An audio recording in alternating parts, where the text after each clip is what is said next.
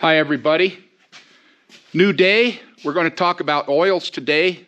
We got the D4 here and it's not any oil in it yet. So we're going to talk about that and get some oil in these compartments and roll it around for the winter while we got some warm days here.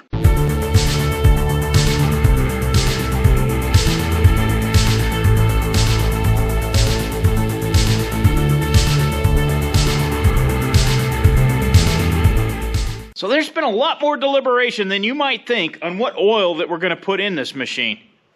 The main engine and the pony motor, well, that was easy. Most of the books list that they want 30 weight motor oil, but a 1540 is more than adequate. We'll be using this 1540 all-fleet Valvoline oil. It's what we used when we were in the excavating business in all of our trucks, loaders, and equipment.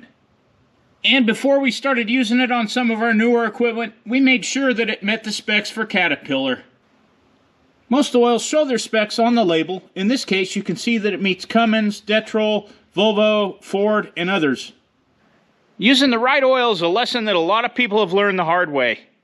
In my case, I stick to the OEM manufacturer's recommendations, or at least find oil that meets those recommendations. And for my Volkswagen, Audi, and other European cars, I'm definitely using the recommended oil that meets those specs. And I am a true believer in synthetic oils, so I definitely put those even in my pickup truck. So why this background in this? Well, that's all leading into my decision. Now, I'm not going to put synthetic oils in this.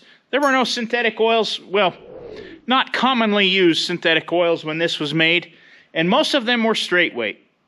Over here on 7U, we put 80/90 in the final drives on the rear end, but we put 30 weight in the transmission, which we're finding was a mistake. A lot of your oil choices need to include the climate in which you work. Cold weather, hot weather, how hard you're going to be using it, all makes a difference in what oils you choose. To dive into this deeper and help make a more informed decision, I pulled out some of the operator's manuals for the tractors that we're working on. This is the operator and maintenance instructions for 7U and 6Us, which we just serviced the transmission and final drives. And you might recall that we put 30 weight in that transmission. I'll put a link up here to that video. And our reasoning for that was simple. Right here, it tells us in the final drives that we can put SAE 90 or 80. Of course, SAE 80/90. That can be diluted with kerosene in colder climates.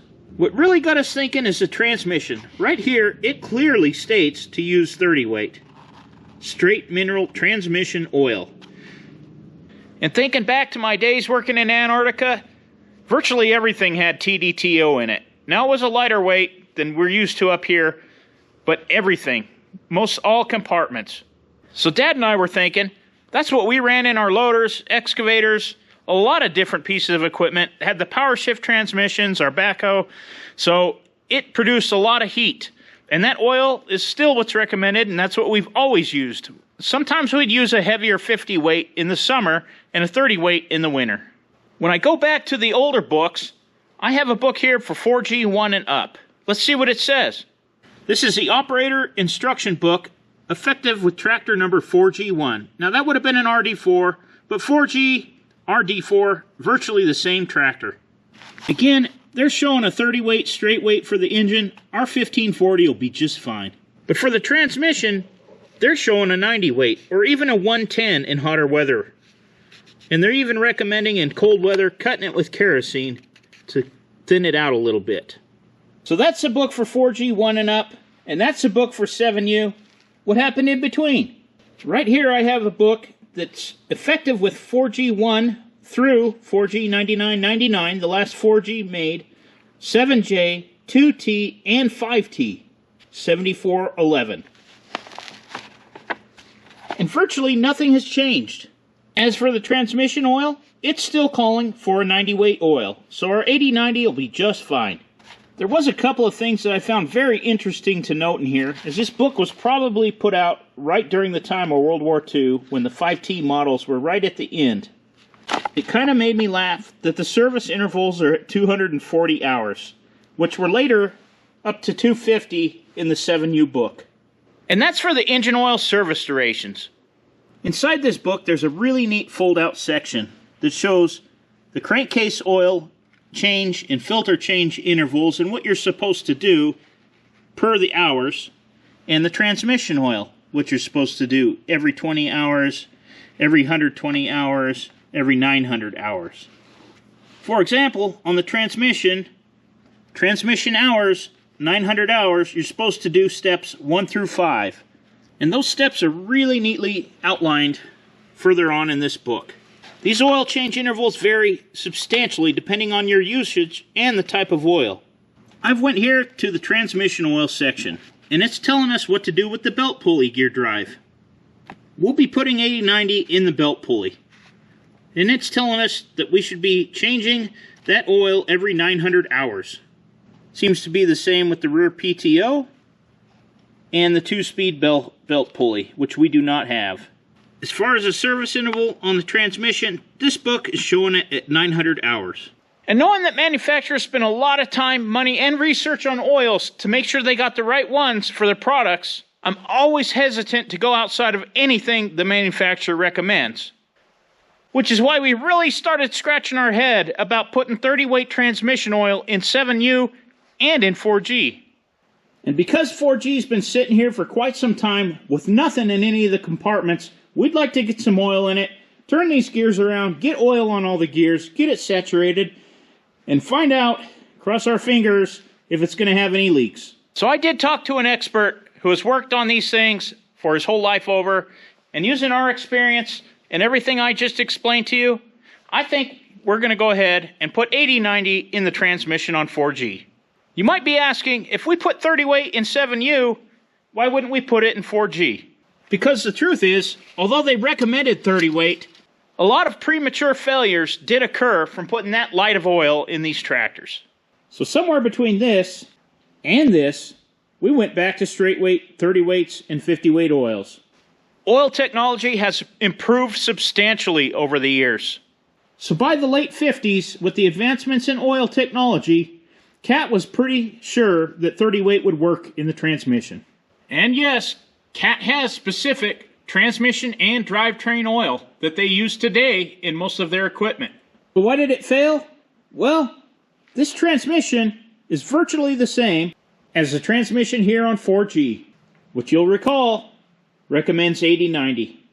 From what I've learned, Cat had problems with that lighter weight oil well into the C and D series D4s. Another side note that I found very interesting is that the U.S. Army had its own specifications for oil.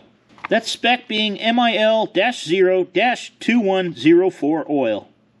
A lot of this had to do with the sulfur content in the oil, but it also had a lot to do with simplifying the supply chain. I mean, let's face it, nobody wants to be building an airfield in combat and have to worry about what the right kind of oil is for the machine.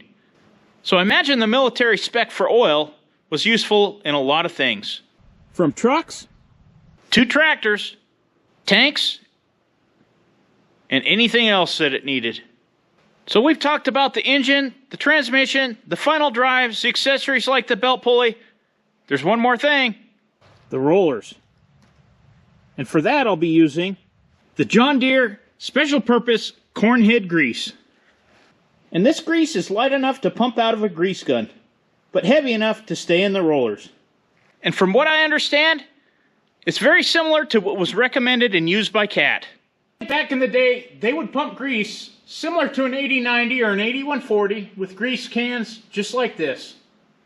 We do intend to clean up the one on the end here. That was given to us by a viewer and is the same vintage as 4G. For everything else, we're just going to use this Valvoline grease. It's what we used in all of our equipment for years.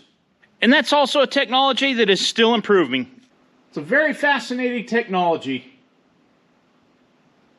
For these smaller grease cups, to grease the smaller bearings, we'll be using 1540 in most of those as well. So there you have it. That's what we're going to do. Not necessarily what you should do. It's all going to depend on your usage and the climate.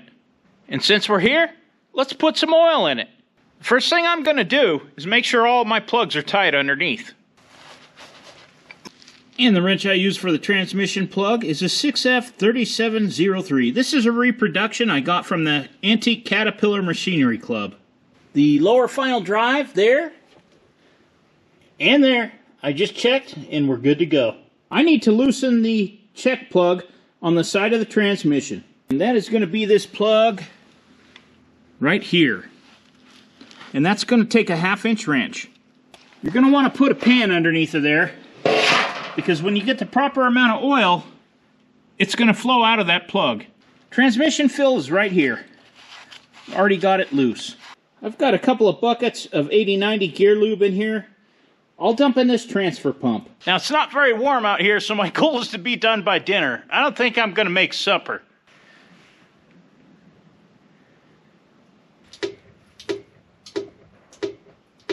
Well, that's one. That's 10 gallons. Because it's going to be about 1.5 gallons per final drive. I think another 4 to 5 gallons for the transmission. And I'm guessing another gallon or so for the belt pulley. I'm draining out the buckets so I can make sure I get every last drop of that oil. And you know what that means? Clean buckets for the cleaner. I think I'll save them for Christmas.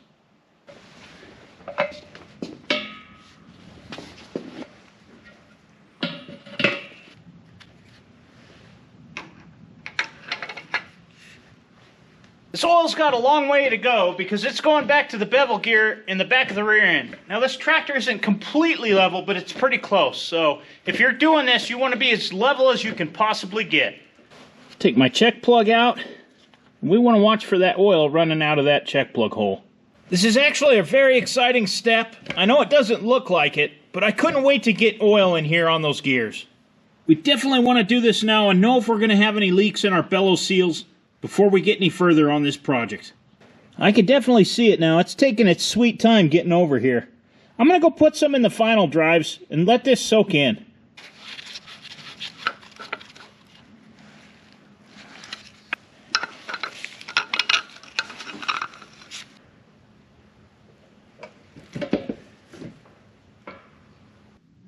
This heavier gear oil is definitely going to be a lot less prone to leakage.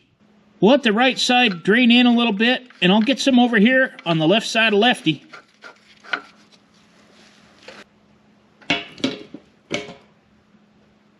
Let that left side settle in, I'll put some in the belt pulley. I've already checked this plug here, and the one down here. Remember, these are 2 different compartments. This is a 5/8 plug. I don't imagine this is going to take too much. It's a very small compartment back here, maybe a 1/2 gallon at most.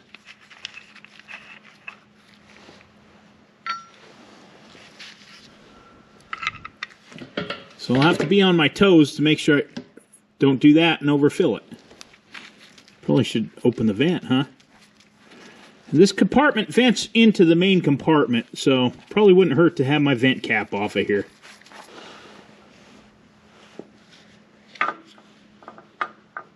Definitely full already. I'll let this settle down. I'll put some in the main compartment. That's the same size plug as well. And remember, we put new seals and gaskets in all of this. This belt pulley, except for a few bearings, is virtually new.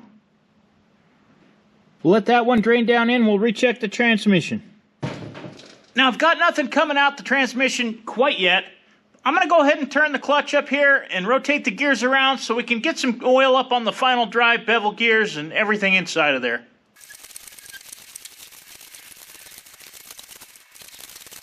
Oil levels in the belt pulley aren't really dropping. I'm going to rotate it around so I can get some oil up in there in the bearings. Now it's starting to go down. Hard to tell, but I think that there's a little oil getting out there. Give it a few more pumps. It's taking a lot more oil than I actually thought it would. I still got nothing coming out. I'm going to put this in reverse. That is where the reverse gear is, where the fill plug is.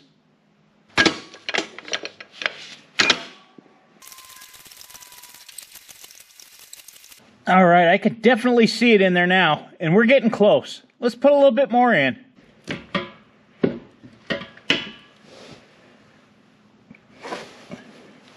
Yep, I'm going to close it up before we make a mess. Just snug that up.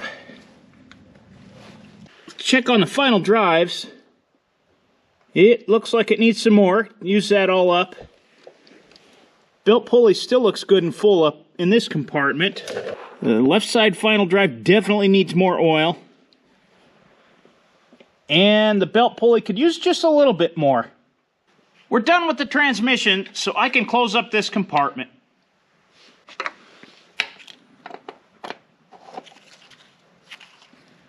I'm not going to tighten that completely yet. Yeah, I know how this story ends. I'm going to go ahead and tighten it. Start over here, top off the right side of Lefty. Okay, got that side done. I'm going to do that side and top off the belt pulley, and I'll catch up with you in a second. Left final drive's full. Belt pulley front compartment's full. Right final drive is full. The outside compartment on the belt pulley's full, as well as the transmission. We're good to go.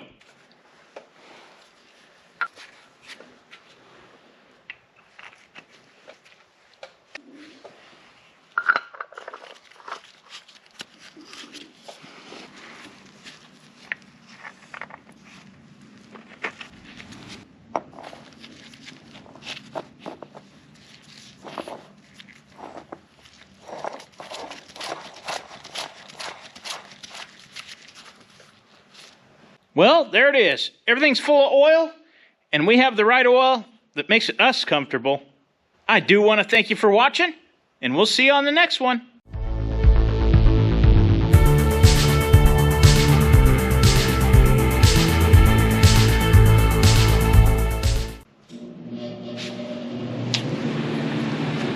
Stove. Oil technology has improved Nope. Cat was pretty... So by the late 50s, with the advancement of... So by the early 50s, with the advancements in motor oil technology and engine oil... For greasing everything else, we're just using this Valvoline Palladium grease. I think that's how you call it. For everything else, we're just going to use this Valvoline grease.